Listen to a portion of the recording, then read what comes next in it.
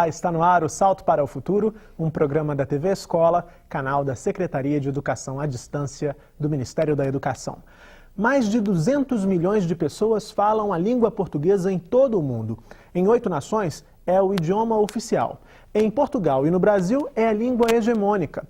Números que fazem da língua portuguesa a terceira língua europeia mais falada no mundo, perdendo apenas para o inglês e o espanhol. No programa de hoje, nossos convidados vão debater aspectos históricos do português.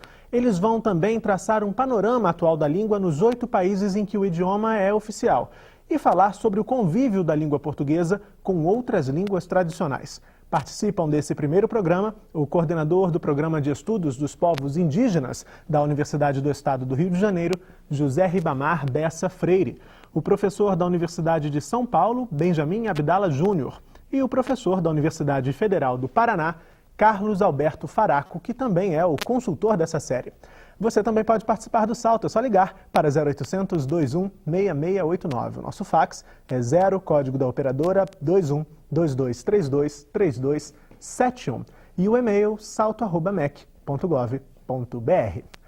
Diferentes modos de falar de origem latina que se desenvolveram na Península Ibérica deram origem a uma língua antiga conhecida como galego-português.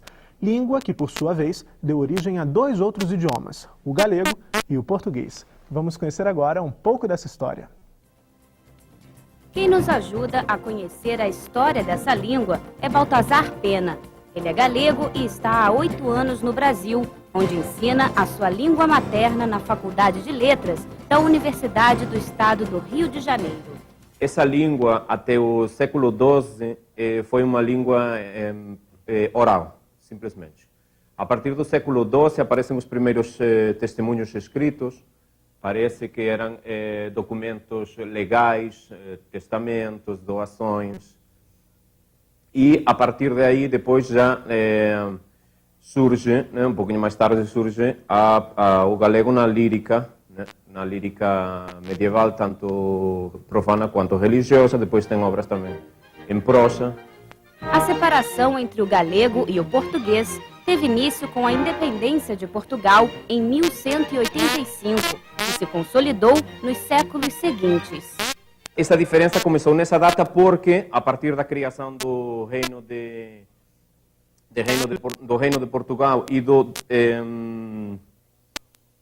da expansão desse reino em direção ao sul e a mistura com as línguas mozárabes, isso já marca uma diferença. Isso não aconteceu com o galego. O galego ficou preso, né, se pode ser falado dessa maneira, naquele território, né, para cima do Minho. O galego tem muitas semelhanças com o português.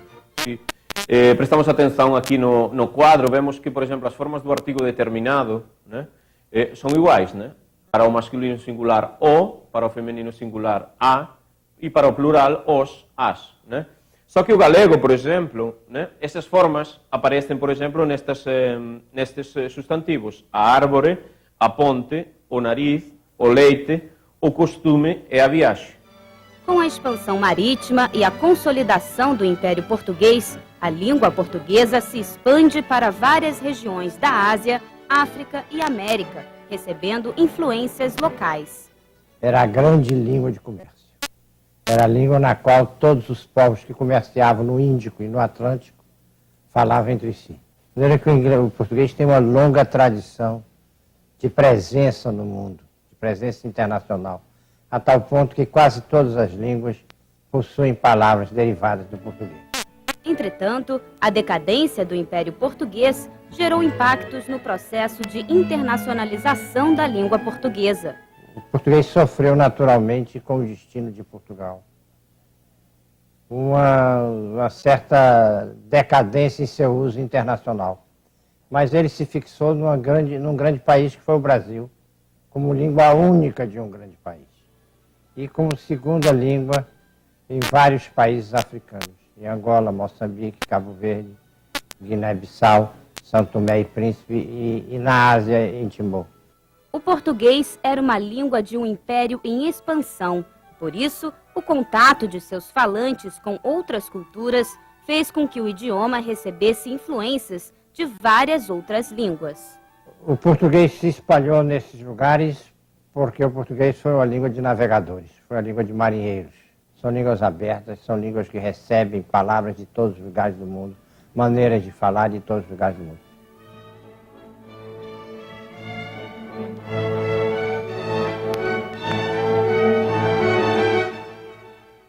Começando o Salto para o Futuro de hoje, eu gostaria de agradecer aos nossos convidados pela presença aqui em nosso estúdio. Nosso primeiro convidado, Carlos Alberto Faraco, é linguista, atua na área de linguística aplicada, principalmente com os temas de ensino de português e linguística. Além disso, como eu disse na abertura do programa de hoje, o Faraco é consultor dessa série aqui do Salto para o Futuro. Faraco, a gente viu aí na reportagem um pouco da história da língua portuguesa, da nossa língua portuguesa. O que foi determinante no seu modo de ver para a internacionalização da língua portuguesa? Veja, a língua portuguesa é uma língua de expansão desde o começo, né? Nós vimos aí essa separação do galego do português, quer dizer, o português vai indo em direção ao sul, na Península Ibérica, acompanhando a constituição do próprio país, né? Século XII, século XIII. A hora que Portugal se expande para fora das suas fronteiras, né, na época das grandes descobertas, e se torna uma potência comercial internacional, claro que o português vai junto com os navegadores. Chega às costas da África, chega aos portos da Ásia, na Índia, na China, Japão, e chega também, claro, na costa americana, aqui no Brasil. Então, foi uma língua que se expandiu internacionalmente, acompanhando essa expansão mercantil de Portugal, e, ao mesmo tempo, se instalando em situações tão diversas, ela foi adquirindo uma diversidade muito grande. E, por outro lado, ela gerou situações muito interessantes do contato linguístico, o português com inúmeras línguas africanas, asiáticas e aqui da América do Sul. Então, produto disso, um produto muito rico, são as línguas crioulas de base portuguesa, ainda hoje faladas, né, em Cabo Verde, São Tomé, Guiné-Bissau, são línguas nacionais, inclusive, e soluções específicas, no caso da interação com populações de diversidade linguística muito grande. Você aponta no texto que está no boletim, que os professores receberam, essa questão das línguas de contato, são essas línguas a que você se referia, né? Exatamente, quer dizer, como que você, ao chegar numa terra diferente, uma língua totalmente desconhecida, não muitas línguas, né? Que foi essa situação que se encontrou, que os portugueses encontraram na África, na Ásia e na América, como que se faz o contato entre os povos de línguas tão diferentes? Nosso segundo convidado, o professor José Ribamar Bessa Freire, atua na pós-graduação em Memória Social da Unirio. Ele ministra cursos de formação de professores indígenas em diferentes regiões do Brasil. Desenvolve pesquisas na área de História, com ênfase em História Social da Linguagem, atuando principalmente com os temas Memória, Literatura Oral, Patrimônio, Fontes Históricas, História Indígena, Amazônia e Línguas Indígenas. Professor Bessa, a gente vê bastante textos e, enfim, falando dessa questão da expansão da língua portuguesa aqui no Brasil, na faixa do litoral do país. E na Amazônia, por exemplo, como é que se deu esse processo? Parece até, quer dizer, que como a escola não trabalha muito isso, parece que o Cabral chegou aqui e todo mundo começou a falar português, né? E não é bem assim, quer dizer, tem uma história, tem uma trajetória da língua portuguesa, tanto no litoral brasileiro quanto na Amazônia. O poeta português Sá de Miranda tem um belo poema que ele diz: provemos já desta nossa linguagem e, ao dar da vela ao vento, boa viagem. Ele alia o destino da língua portuguesa ao das caravelas. Ali onde chegou uma caravela portuguesa, chegou o português. Só que a viagem das caravelas aqui, ela foi um pouco complicada e demorada, porque não foi de barco à vela, foi de canoa mesmo, né? Então, quando os portugueses chegaram aqui, eles criaram 2 estados, o estado do Brasil e o estado do Maranhão e Grão-Pará. São 2 estados com uma dinâmica histórica própria, com uma legislação própria, com governadores próprios. O estado do Brasil se tornou independente de Portugal em 22, o do Pará não. Em 23, o Estado do Brasil força, com a ajuda dos ingleses, a adesão do Pará à independência do Brasil, e aí se forma esse Estado que é hoje o Estado brasileiro. Bom, 1823. 1823 só. É só a partir de 23 que, digamos, a história da Amazônia ela está ligada à história do Brasil. E quando eles chegam aqui, eles encontram em território que é hoje, esse território brasileiro, mais de 1.300 línguas eram faladas aqui. E aí, isso era um verdadeiro... O Rio Amazonas foi chamado pelo Padre Vieira de Rio Babel. Eles precisavam unificar. E a língua que eles utilizaram, que foi a primeira língua dos brasileiros e dos paraenses, não foi a língua portuguesa.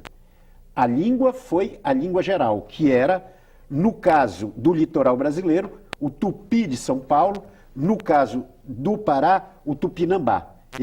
Os jesuítas adotaram essa língua como língua de catequese e o português só vai se tornar hegemônico na Amazônia, no Amazonas, na segunda metade do século XIX. Bom, a gente vai falar bastante ainda dessa Pois é, trajetória. nós passamos a falar português muito recentemente, majoritariamente na Amazônia. Isso é importante. Certo. Nosso terceiro convidado é o professor Benjamin Abdala Júnior, da Universidade de São Paulo.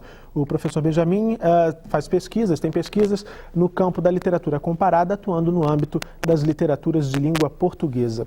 Professor Benjamin, o professor Faraco, logo no início, disse que desde o início a língua portuguesa é uma língua em expansão. E agora, o panorama atual, continuamos a ser essa língua em expansão? Em Portugal está diretamente ligado à expansão europeia, a um primeiro momento assim de mundialização dessa economia europeia. Hoje nós estamos no momento de globalização, onde justamente a hegemonia fala inglês, não fala português. Então, quer dizer, dentro desse contexto, que me parece assim fundamental, nós pensarmos a língua portuguesa. E para pensar essa língua portuguesa, em primeiro lugar, é importante que nós relevemos a sua diversidade. O professor Faraco justamente apontou, né? É até muito curioso, né? Como assim, no Japão, em gravuras japonesas, aparecem assim, as caravelas portuguesas e uns senhores de barba, mas ao mesmo tempo negros, né? Dentro das caravelas. Quer dizer, Portugal, quando começa justamente esse processo todo, ele tinha uma baixa densidade demográfica. Então ele foi, aos poucos, costeando a África, e aqui ele foi chegando justamente à Ásia, né? E incorporando justamente nessa trajetória, né, toda essa diversidade. E essa diversidade, do ponto de vista histórico, já ocorria, né, no sul da Europa, onde justamente nós tínhamos ali uma bacia, ou nós tivemos e temos ainda hoje uma bacia cultural mediterrânea, que envolve ali a Andalucia, envolve também as regiões do Alentejo e a região do Algarve, em Portugal, de Lisboa, um pouco acima de Lisboa. Quer dizer, uma população que já era fruto de um contato, né, entre a Europa, né, a civilização europeia mais acima, no Atlântico, no Mediterrâneo do Norte, mas também da África e também da Ásia, Oriente Médio. Quer dizer, foi essa população, inclusive a população dos primeiros, né, nos primeiros navegadores, né, uma população bastante heterogênea do ponto de vista linguístico, né. Agora, hoje, nessa situação de globalização, eu considero assim imprescindível que nós atuemos em bloco. Então, se o inglês evoluiu de língua estrangeira para nós, para uma língua franca de contato, de comunicação no plano universal, é importante que também nós falemos português, espanhol, francês, chinês, árabe, russo. É importante a diversidade linguística, não é? Agora, precisamos falar em português em termos de cultura e em termos de tecnologia, não é? Então, qualquer estratégia no sentido de promoção da língua portuguesa no mundo, ela tem que estar articulada com a promoção cultural e com e com vínculos econômicos que deem sustentação a tudo isso. Certo. Faraco, a gente vê no seu texto também, e está dito na história, que a importância, a internacionalização da língua portuguesa se deu muito, também como acabou de dizer o professor Benjamin, em virtude do poderio que Portugal detinha na época das grandes navegações, enfim, distribuindo, conquistando territórios, enfim. Agora, o que impediu que, com a perda desse poderio por parte de Portugal, a língua perdesse espaço e falantes ao redor do mundo? Então, Portugal entrou, depois de um século de domínio das rotas mercantis, né, da África e da Ásia, Portugal entrou em concorrência com a Holanda, né, com os navegadores holandeses. E os navegadores holandeses tomaram conta de toda a rota asiática que os portugueses haviam aberto e os portos que eles haviam criado, né.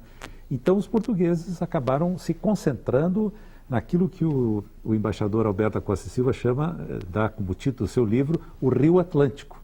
Quer dizer, o Atlântico passou a ser o coração onde pulsava a vida da língua portuguesa, né? Porque ali que estavam ali se concentraram efetivamente as grandes relações econômicas, né? Basicamente o tráfico de escravos e a ocupação agrícola do Brasil. Então, e ao mesmo tempo, veja que a colônia de ocupação mesmo e povoamento foi o Brasil. Certo? A África sempre foi, até o fim do século XIX, constituída de pequenos enclaves. Então, o português não tinha, como língua, condições de se expandir naquele contexto. Só depois, com a perda do Brasil, é que Portugal passa a investir na ocupação das suas colônias africanas, Angola, Moçambique, particularmente. E aí que o português começa, como língua, a ganhar espaço no território africano. Mas, efetivamente, a língua portuguesa, ela fincou pé no Brasil, né? Tanto que, ainda hoje, a língua portuguesa é hegemônica mesmo em Portugal e Brasil, né? E Brasil detém um percentual altíssimo de falantes da língua portuguesa no mundo, né? Sim, 85, 90% dos falantes está aqui no Brasil. Daí a importância do Brasil nesse contexto de internacionalização Perfeito. da língua. Agora, Bessa, a gente vive uma sociedade que encara a língua portuguesa, encara o Brasil, na verdade, como um país de uma só língua. E, na verdade, não é isso. A gente tem atualmente cerca de 180 línguas indígenas sendo faladas ainda aqui no Brasil. O que, na sua opinião, contribui para que haja essa ideia errônea de que só se fala português aqui no Brasil? Se tem essa ideia de que a diversidade linguística era uma coisa ruim para o país. Então, eles encontram 1.300 línguas, a ideia era acabar com essas línguas e fazer o país falar uma língua só para que se constituísse um país só. Quer dizer, durante 500 anos, 5 séculos, se acreditou um pouco nessa história da unidade linguística. A Constituição de 1988, ela, pela primeira vez, o Estado brasileiro reconhece que essa diversidade, essa situação plurilinguística do país, o fato de se falar ainda hoje mais de 180 línguas indígenas, de se falar a língua de imigrantes, etc., que essa diversidade ela é boa para o país. É bom para nós, para os nossos filhos, porque isso revela uma enorme riqueza. Então, defender a unidade na diversidade, essa a questão. A unidade, ela não tem por que ser homogênea, né? Nem a diversidade necessariamente é desintegradora. Ok. No próximo bloco, vamos continuar falando sobre a história da língua portuguesa. Salto para o Futuro volta já.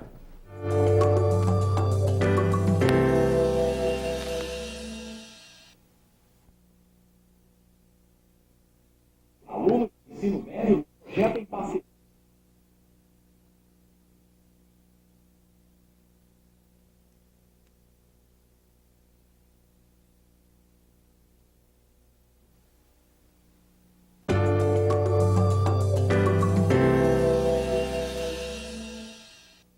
Na reportagem a seguir, vamos saber como a língua portuguesa se espalhou pelo mundo e descobrir o que muda com o acordo ortográfico firmado pelos países que têm o português como idioma oficial.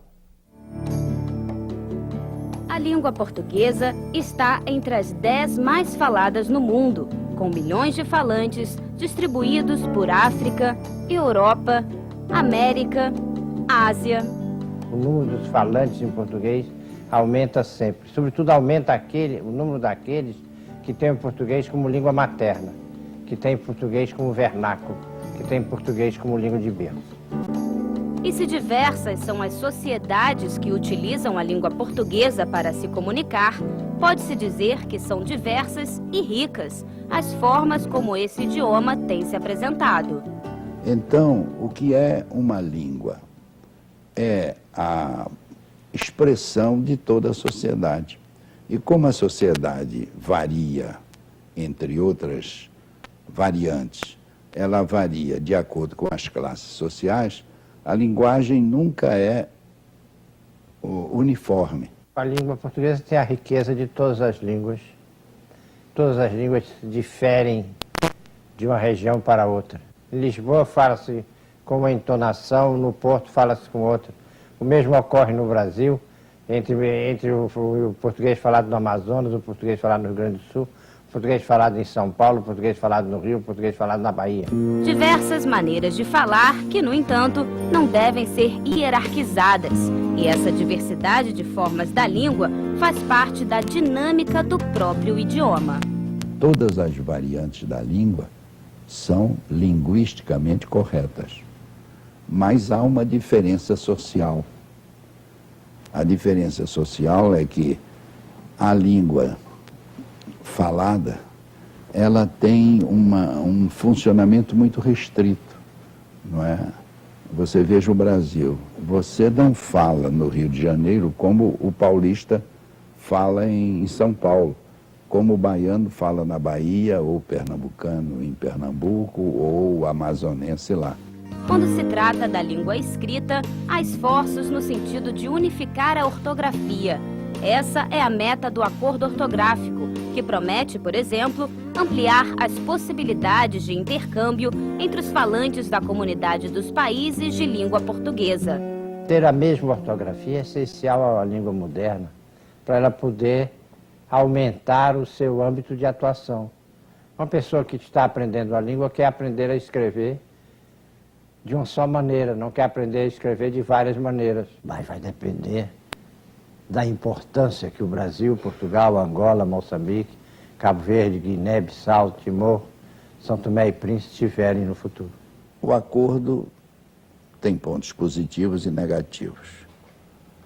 Os positivos é porque uma unificação ortográfica mostra que a língua atingiu a sua maturidade cultural. O que não significa que essa língua vai ser falada da mesma maneira, porque a ortografia é só para a escrita, mais nada. Em relação à diversidade cultural e linguística dos falantes, o professor Evanildo Bechara ressalta que a escola precisa ficar atenta, especialmente quando boa parte dos alunos é proveniente de comunidades em que a oralidade é predominante. Por isso é que a pessoa, o professor, deve desenvolver no aluno a capacidade dele ter no seu guarda-roupa linguístico, não é, a expressão para cada momento social que ele vai enfrentar. Daí ele tem que ser um poliglota na sua própria língua.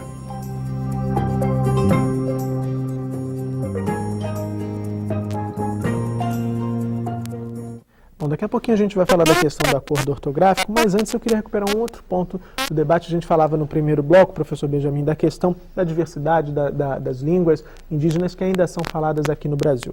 O senhor tem experiência com países africanos. Como é que essa questão da diversidade e da língua portuguesa está presente lá nos países africanos? Bem, no conjunto dos países africanos, sempre se colocou o problema de se construir uma nação. E sempre se confundiu construir uma nação com construir também uma língua nacional, né? Sempre houve, em tese, uma defesa por parte dos políticos das línguas nacionais. Mas em termos de prática, isso só está ocorrendo na atualidade. Em Angola, por exemplo, né, o português hoje ele é falado como primeira língua por cerca de 30% da população. Isso foi feito, né, à custa, justamente, da diversidade em relação às outras línguas. O Umbundo, né, é falado por 26% da população, o Quimbundo por 20% dessa população. Agora, essas línguas todas estavam ligadas politicamente a determinadas etnias. E havia justamente, houve lá todo um processo de luta de libertação nacional e um processo também de guerra civil, né?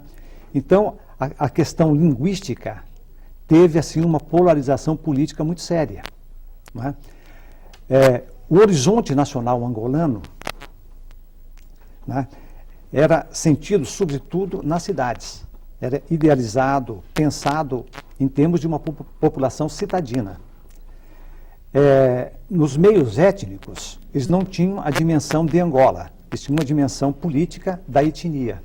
Daí a polarização política. Agora, hoje, com a paz, então, essas línguas nacionais estão sendo, assim, de uma forma efetiva, estão sendo resgatadas e entrando justamente na escola.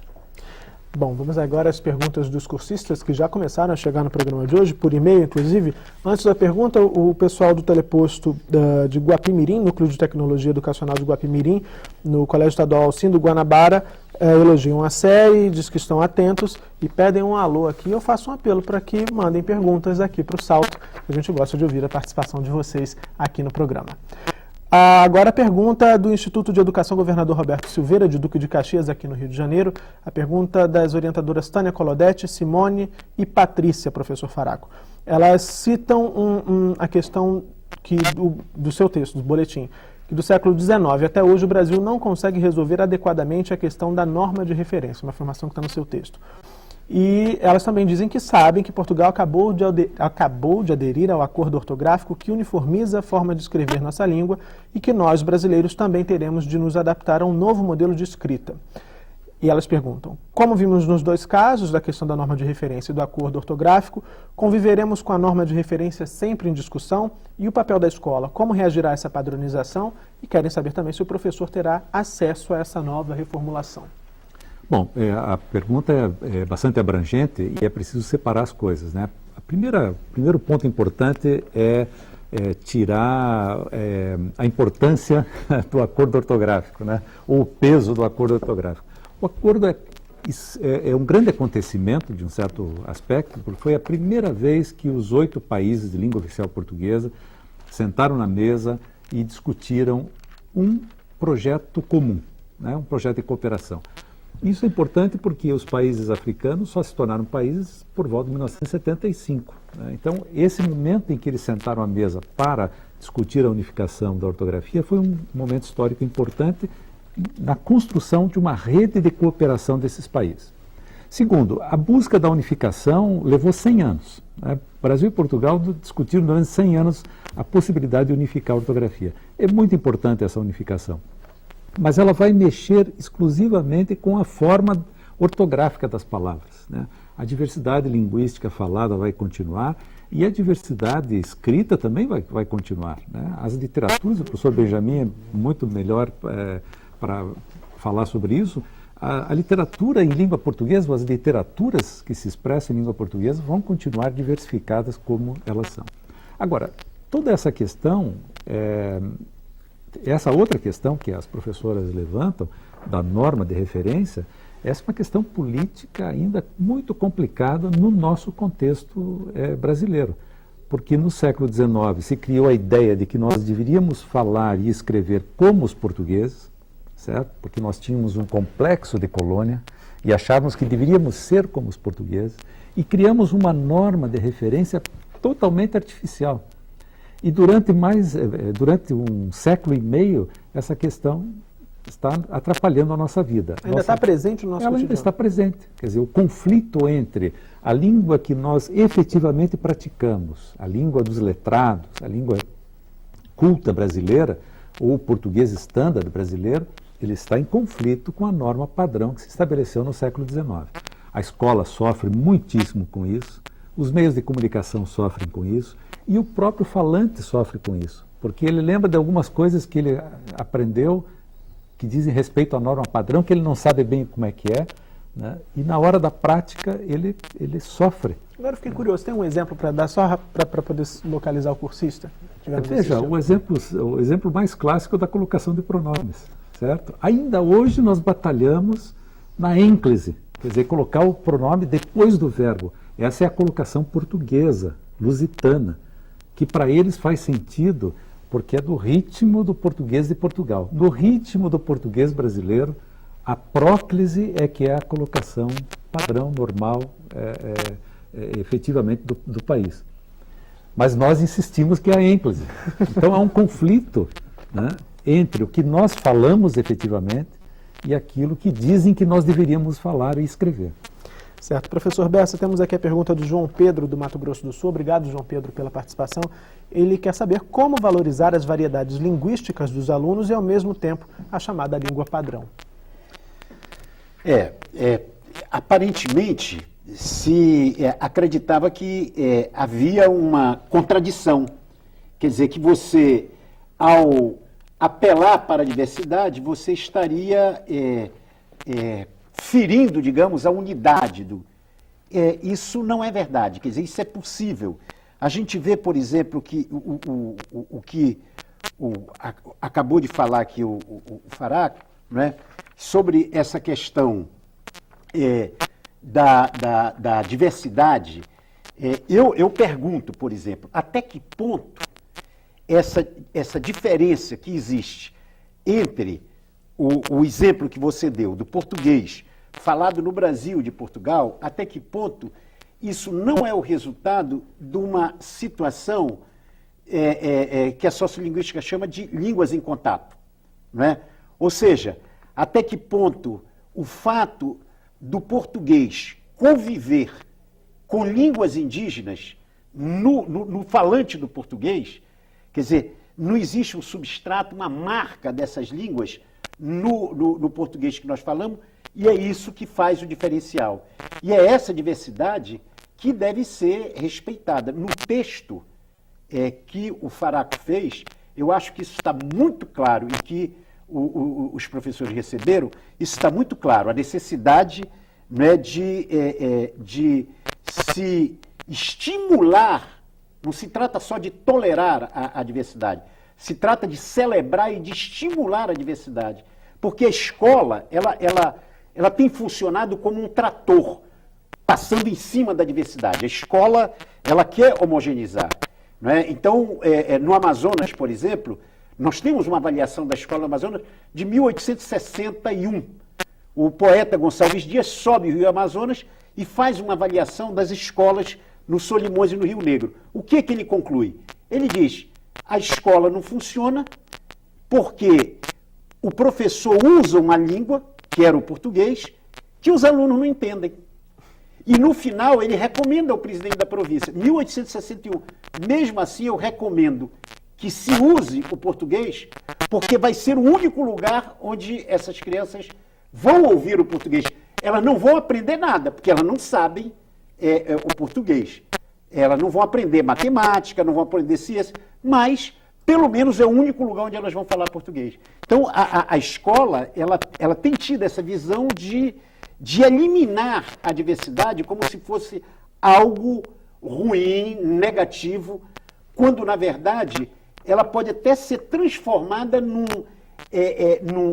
recurso, digamos, pedagógico do professor. Um diferencial. Dá para fazer as duas coisas, né? Acho que pegando um gancho aqui com o Bessa, dá para fazer e deve ser feito pedagogicamente as duas coisas. Veja, a maneira como a comunidade fala a língua expressa a sua vida. Então, pedagogicamente, nós não podemos calar a vida das comunidades, privilegiando as experiências culturais e as experiências de vida desse país extremamente heterogêneo. Calar a vida aí seria, por exemplo, julgar como errado aquele português falado por aquela determinada comunidade. Perfeito. E segundo ponto, dar acesso, é isso que o Bessa acabou de dizer. Ora, eles não entendem nada de português, não entendiam, né? Esse o relatório do Gonçalves Dias, não entendiam nada do português, mas Deve continuar porque é o único lugar onde eles aprenderão isso. Eu diria, sem desrespeitar, sem calar a diversidade, você oferecer a língua estándar, né? Porque para muitas crianças vai ser o único lugar em que elas vão ter contato com a língua estándar escrita, vai ser na escola. Então, não é preciso se preocupar com isso, é preciso fazer as duas coisas ao mesmo tempo. Aquela imagem do Bechara, ser poliglota, né, na própria língua. Na própria língua. Eu gostaria de falar um pouquinho sobre Sim, isso também, né? Quer dizer, a língua é uma forma de poder, né? Então, quer dizer, a escola tem que possibilitar esse acesso, né, aos vários registros de linguagem, as várias modalidades de linguagem, falando assim, só em termos de língua portuguesa. Quer dizer, isso é importantíssimo, isso é fundamental, não é?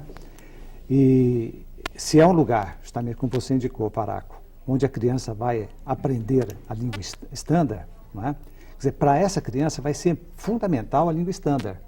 Agora, essa língua estándar, né, não pode ser um espartilho para a espontaneidade linguística. Certo. Porque você tem outros registros que são mais eficazes em outros contextos, né, que não naquele contexto da escrita, né, por exemplo. Perfeito. Não é? Ou num contexto mais formalizado. Não é? Da mesma forma, quer dizer, é importantíssimo o acesso aos vários dialetos. Estou pensando em termos de África, dos dialetos crioulos, né? O contato com as outras línguas, o contato com as línguas indígenas. Isso é fundamental. Então, é aprender, né? Tendo por base, né, esse sentido plurívoco, né, da aprendizagem da língua portuguesa, ou das línguas em geral. Bom, temos uma participação por telefone no programa de hoje. Vamos ouvir a pergunta da Josiane, do Rio de Janeiro. Tudo bem, Josiane? Tudo bem.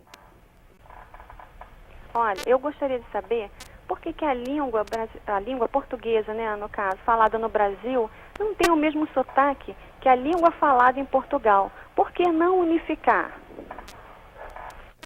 Josiane, obrigado pela sua participação aqui no Salto para o Futuro. Eu vou pensar em apresentar o resto da série toda falando com português de Portugal, aquele sotaque. Então, professor Faraco, por que essa questão? Olha, uma coisa que as pessoas não têm muita informação é que o português de Portugal mudou muito mais rapidamente que o português do Brasil, né? Então, o português do Brasil ainda conserva todo o vocalismo do português medieval e do português renascentista, o português do século XVI. Ao passo que o português em Portugal, para fazer frente ao domínio espanhol, né, portanto, o português sempre teve essa tensão com a língua espanhola. Para fazer frente ao espanhol, os portugueses, a partir do século XVII e XVIII, passaram a falar de maneira diferente, alteraram o seu vocalismo, né? Então, veja, é impossível unificar, não há nem razão para unificar, né? É fundamental que a gente cultive essa diversidade, porque ela expressa a história de cada uma dessas coletividades, né? Então, a história portuguesa se fez numa tensão com a língua espanhola. Isso teve um efeito, né? Diversificou o português de Portugal, afastou o português de Portugal do português do Brasil, né? Ok. Depois do intervalo, a gente vai continuar o debate sobre a história da língua portuguesa. Daqui a pouco a gente volta com Salto para o Futuro.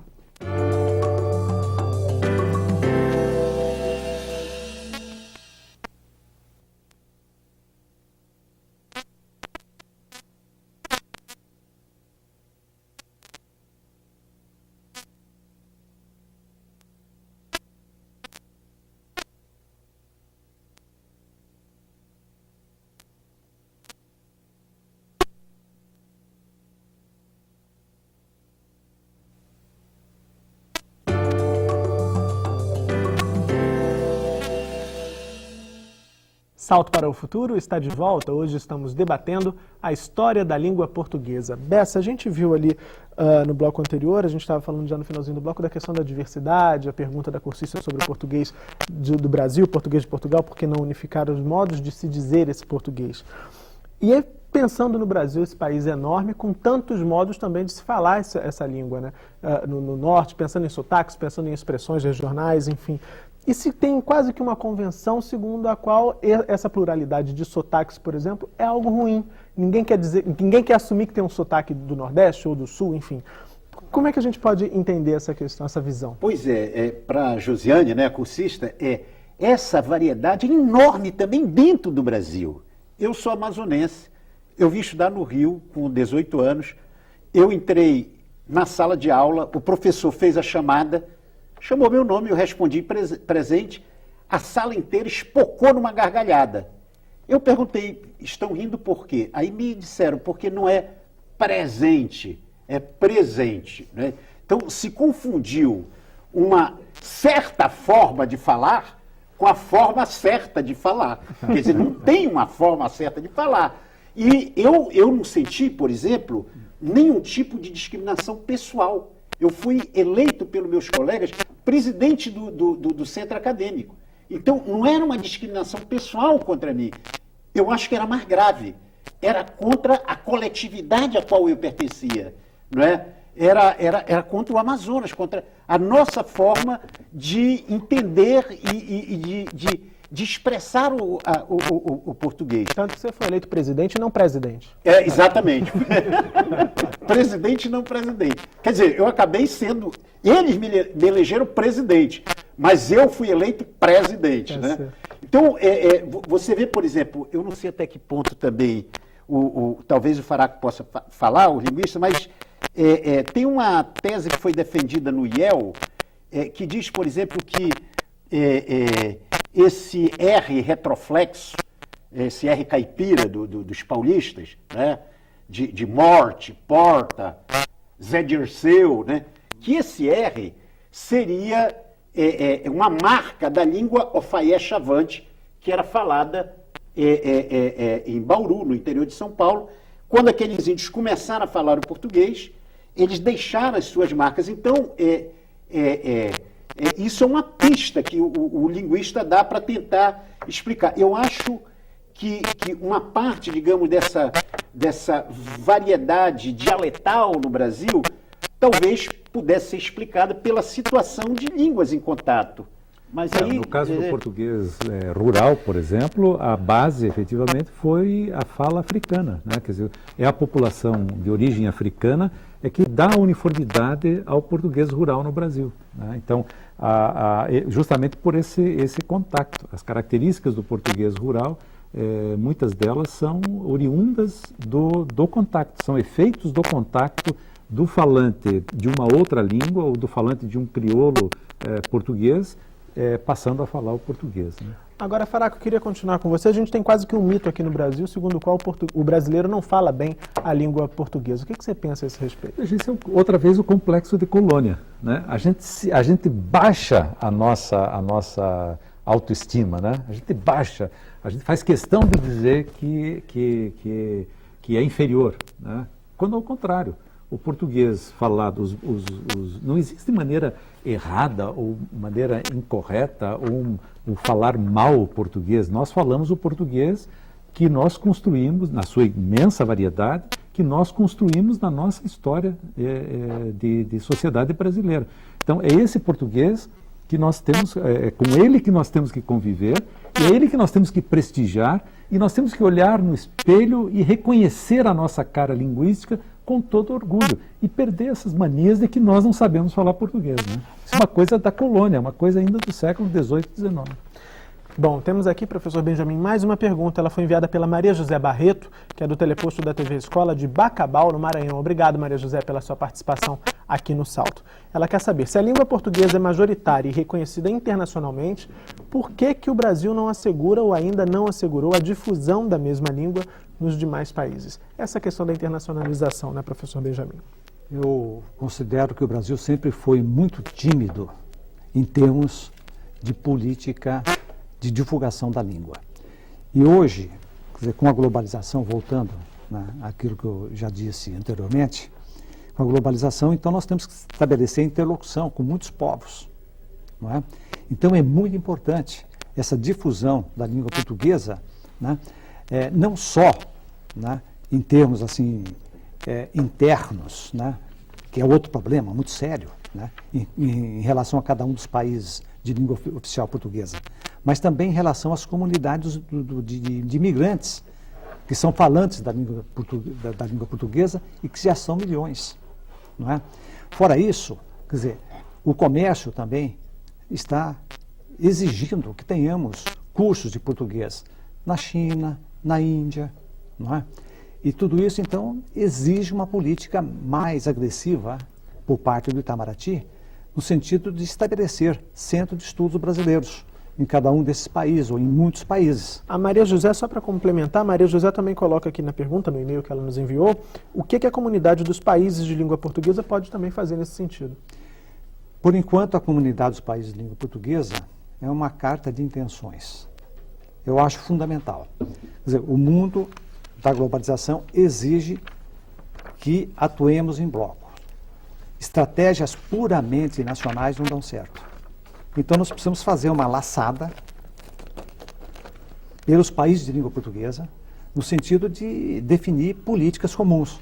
Eu tenho a impressão que o acordo, não é, ele pode ter muitos problemas, não é, mas o sentido assim, simbólico do acordo é bastante importante.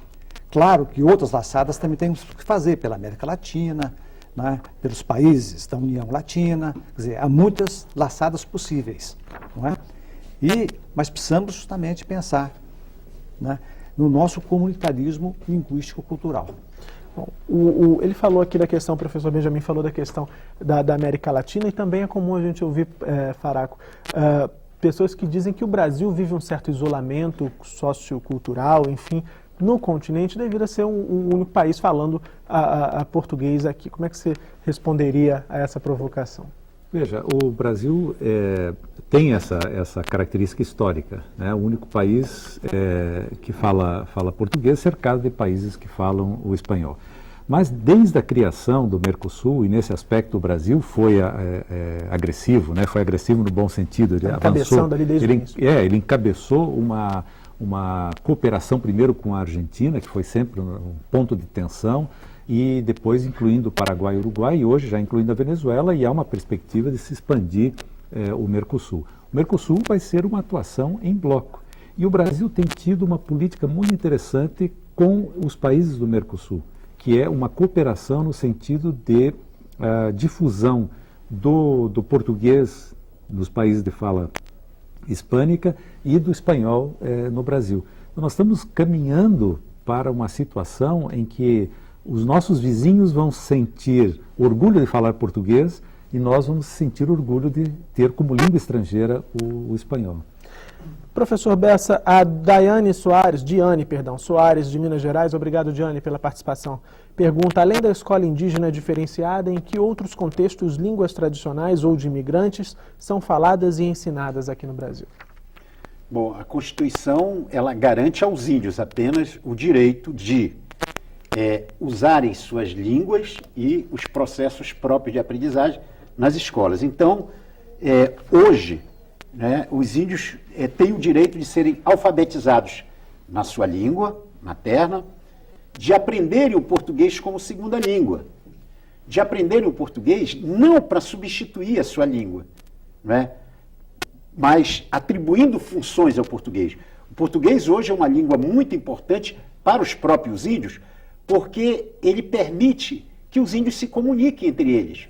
Por exemplo, numa assembleia indígena, se um Guarani falar Guarani, o chavante não vai entender, porque existem diferenças, por exemplo, de uma língua indígena para outra, no mesmo nível que do alemão para o português. Você não entende nada.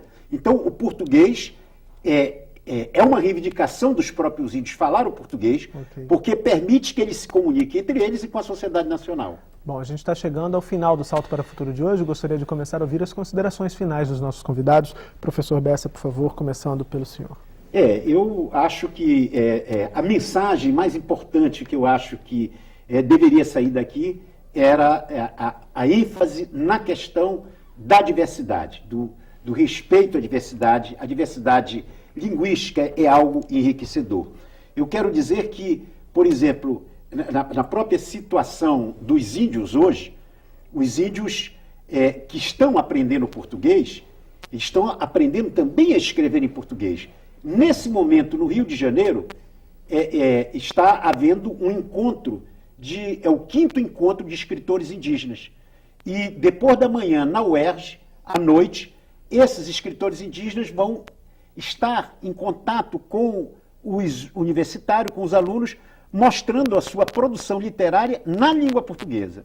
Né? Então, isso mostra um pouco, quer dizer, que essa diversidade, porque também o português dos índios não é exatamente o português, a variedade de português que nós falamos. Então, mas é perfeitamente, não apenas compreensível, mas a gente pode até fruir o prazer dessa literatura. Ok, professor Bessa, obrigado. Professor Benjamin, seus destaques.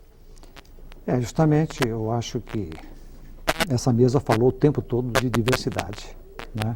Quer dizer, é fundamental para o mundo, né, a compreensão da diversidade, o respeito ao outro, né? E o respeito ao outro, assim, em interlocução. Não o respeito ao outro, como aparece às vezes, muitas vezes, como forma assim de distanciamento. Quer dizer, o outro pode fazer o que bem entender porque ele me é profundamente desinteressante, não é? Eu falo assim de uma, quer dizer, é do diálogo, da atenção, né? Isso é fundamental. Como você hoje no ensino da própria língua, é fundamental que você, né, tenha essa concepção das tensões entre os vários níveis, os vários registros da linguagem, das variedades, o respeito, né, profundo a essas variedades. Isso é fundamental. E também gostaria de falar, já que nós estamos assim nesse momento assim de aprovação e provável implementação, né, do acordo ortográfico, né, que esse acordo é fundamental em termos simbólicos. Volto a repetir isso. Não é? Quer dizer, é um princípio, quer dizer, cada um vai ter a sua variedade, a língua não pertence a ninguém, a língua é um sistema abstrato que só existe concretamente e com toda a força, né, nas manifestações individuais. Ok, professor Benjamin, obrigado pela participação. Professor Faraco, suas considerações finais. Bom, você me provocou várias vezes durante o programa sobre a questão do português no Brasil. Eu diria, primeira coisa, vamos perder o nosso complexo de colônia, né? Vamos ter orgulho do português que é falado aqui no Brasil, vamos ter orgulho da nossa cara linguística. Vamos cultivar, vamos abrir os olhos, abrir os ouvidos, mas principalmente abrir o coração para a diversidade linguística do Brasil e da diversidade do português do Brasil, fazendo na escola o trabalho justamente onde interessa, que é no entrecruzamento entre essa riqueza, essa diversidade, essa heterogeneidade e a língua standard, né, e a língua escrita. Ok, Faraco, obrigado pela presença. Termina aqui o Salto para o Futuro de hoje, o primeiro da série Português, um nome, muitas línguas. Participaram do programa José Ribamar Bessa Freire, coordenador do Programa de Estudos dos Povos Indígenas da Universidade do Estado do Rio de Janeiro, Benjamin Abdala Júnior, professor da Universidade de São Paulo, e Carlos Alberto Faraco, professor da Universidade Federal do Paraná. Obrigado pela presença de vocês e a todos que nos ajudaram a fazer o Salto para o Futuro de hoje. E você, gostou do tema do programa? A série está apenas começando e o debate na nossa página na internet também. No site, além do fórum, onde você pode expressar suas opiniões e trocar experiências, estão disponíveis os textos das séries, entrevistas com educadores e os temas das próximas edições aqui do Salto. Anote o endereço www.tvbrasil.org.br/salto. No programa de amanhã vamos falar sobre a aproximação de diferentes culturas por meio da língua portuguesa e ainda de que forma o idioma dá voz a essas culturas. Eu espero por você. Até lá!